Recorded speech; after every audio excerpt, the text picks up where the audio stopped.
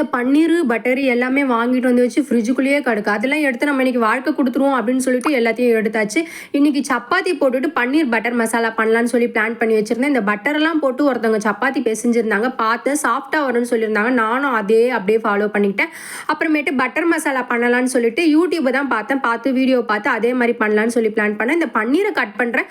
Cut பண்ண செதஞ்சு போகுது. அது எனக்கு ஒழுங்காகவே வரல. அதுக்கப்புறம் அதை அப்படியே நேக்காக கட் பண்ணி அழகாக பன்னீர் பட்டர் மசாலா கிரேவி எல்லாம் பண்ணி முடிச்சிட்டேன்.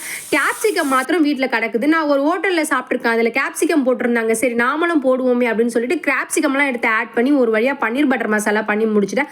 அப்புறமேட்டு சப்பாத்தி இன்னைக்கு தான் நான் ஃபஸ்ட் டைம் நானே பிசைஞ்சு பண்ணியிருக்கேன். எப்படி வரப்போகுதுன்னு தெரியல, நினச்சிட்டே பண்ணேன். உண்மையாகவே இன்னைக்கு சப்பாத்தி அப்படி ஒரு சாஃப்ட்டு, அவ்வளோ சாஃப்டாக வந்தது. சப்பாத்தி எல்லாம் பண்ணி முடிச்சு திறந்து பார்க்குறேன், பட்டர் மசாலா க்ரீமை போட மறந்துட்டேன். இதுக்காக உன்னை வாங்கிட்டு வந்தேன் அப்படின்னு சொல்லிட்டு க்ரீம் எல்லாம் எடுத்து ஆட் பண்ணி எங்கள் ஆளுக்கு வச்சு கொடுத்தா, என்னடி கார சட்னி மாதிரி இருக்குன்ட்டாங்க.